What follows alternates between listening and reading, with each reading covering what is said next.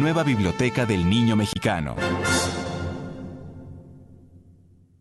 Vicente Guerrero, La lucha por la libertad. Por Mario Tapia Celis. Su rostro oscuro y su mirada profunda no daban oportunidad a la duda. Su padre, quien desde siempre había estado a favor de los españoles y los realistas, sabía que la plática no sería fácil. El mensaje que llevaba al insurgente del sur del país era claro: dejar las armas para siempre. El propio virrey le había solicitado ir con su hijo y hacerle saber que, en caso de aceptar, ganaría privilegios y dinero. Lo único que Vicente Guerrero tenía que hacer era renunciar a lo que había estado haciendo durante tanto tiempo: luchar por la libertad. El año era por demás complicado. Aquel 1816, el ejército realista había conseguido victorias muy importantes.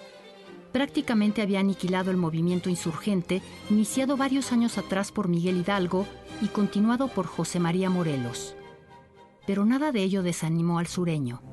Sin pensarlo mucho, Vicente Guerrero dijo entonces la frase que lo ha marcado en la eternidad: «La patria es primero». Su lucha estaba destinada a continuar. Era uno de los pocos que mantenían vivo el movimiento. Sobre sus hombros pesaba casi en su totalidad el futuro de la insurgencia. Como buen rebelde, convencido de la lucha en que se batía, no dejaría de pelear hasta las últimas consecuencias. Así había sido educado por los campos de batalla.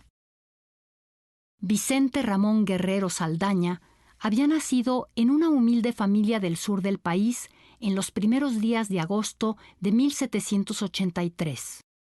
Tixtla, su ciudad natal, lo vería crecer como lo que era: un aguerrido mestizo con fuertes facciones negras. Era un mulato sin mucha educación, alto y fornido, con nariz aguileña y ojos atentos. No había recibido ninguna instrucción más que la de la tierra, pues desde pequeño se había dedicado a la agricultura y la arriería. Eso fue suficiente para que comprendiera los ideales de justicia y libertad. Y fue por ello que en 1811, cuando las tropas de José María Morelos pasaron por su pueblo, tomó sus cosas y se fue hacia la guerra contra los españoles, pese a la opinión de sus propios padres. Tras él dejó una vida hecha, a sus familiares más queridos y a su hija María Nieves, fruto de su matrimonio con una mujer de nombre Natividad. El llamado a la lucha por la libertad se había convertido en su obligación moral. A partir de ese momento comenzó una de las carreras militares más exitosas y brillantes de aquellas épocas. Bajo las órdenes de Hermenegildo Galeana, como un simple soldado, Guerrero empezó a aprender lo que significaba formar parte de un movimiento como el independentista. Su instrucción militar era prácticamente nula. Fue en cada batalla donde aprendió a defender y atacar, a moverse por el campo en busca de una mejor posición para vencer al enemigo, y también apoyarse en sus compañeros de armas para superar cualquier barrera que ponía el bando contrario. Desde los primeros instantes, su inteligencia y coraje fueron notorios. En la batalla de Izúcar, el 23 de febrero de 1812, logró vencer al brigadier Llano, lo que le valió su ascenso a capitán. El joven con facciones negras, que pronto se ganó la confianza de Galeana, comenzó a hacerse notorio ante los ojos del gran líder de la región, el cura José María Morelos y Pavón. Ya bajo el mando de Morelos, Guerrero combatió con éxito en el sur de Puebla, hasta que llegó la derrota de Puruarán, que fue un duro golpe a las aspiraciones del movimiento. Entonces se le envió a luchar en el sur de lo que hoy son los estados de Guerrero y Oaxaca, región donde, además de lograr sus más destacadas victorias, formaría su centro de operaciones. Vicente Guerrero conocía la zona como pocos. Desde pequeño había transitado por sus senderos y su carisma le ayudaba a hacerse amigo de todos los habitantes de aquellos lugares. No pasó mucho tiempo para que otros costeños se le unieran. Pronto demostraron tener poco respeto al miedo. Las tropas que iban juntándose en torno a Guerrero comenzaban a ganar fama de lanzarse a la batalla sin importarles nada. No tenían armas de largo alcance, pero sus machetes, garrotes y bayonetas eran suficientes para enfrentar a cualquier enemigo. Incluso los jefes realistas más renombrados supieron lo que significaba la derrota tras combatir contra Guerrero y sus costeños. Algunos no comprendían por qué habían sido derrotados por hombres que apenas sabían algo de asuntos militares. Pero la fuerza y el coraje de los independentistas eran mucho mayores que los de las tropas realistas, quienes comenzaron a temer la furia de los costeños.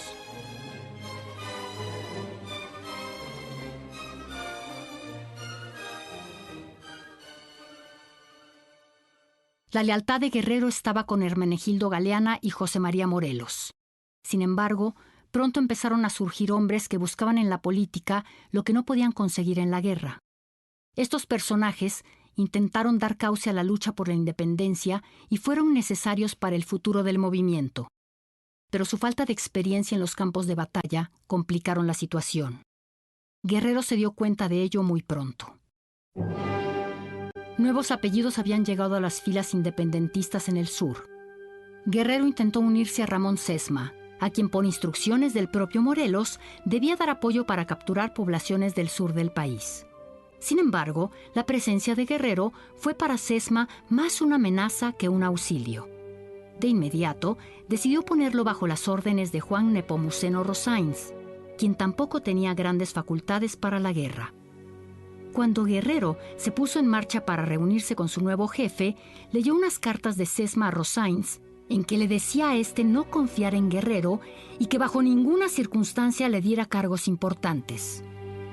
La traición le dolió al sureño, quien decidió no acudir a las órdenes de Rosáins.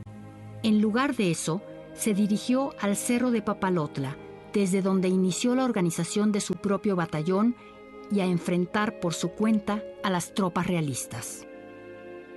A partir de entonces, Vicente Guerrero se fue apartando de los demás caudillos insurgentes. Esto se hizo más notorio tras la muerte de Morelos en 1815. Sin embargo, Guerrero había encontrado el apoyo fundamental de cientos de sureños. Habiendo derrotado a Llano, poco después cayeron frente a él otros importantes jefes realistas como José de la Peña, La Madrid, Armijo y Samaniego. Pocos podían con la temeridad de Guerrero y sus soldados.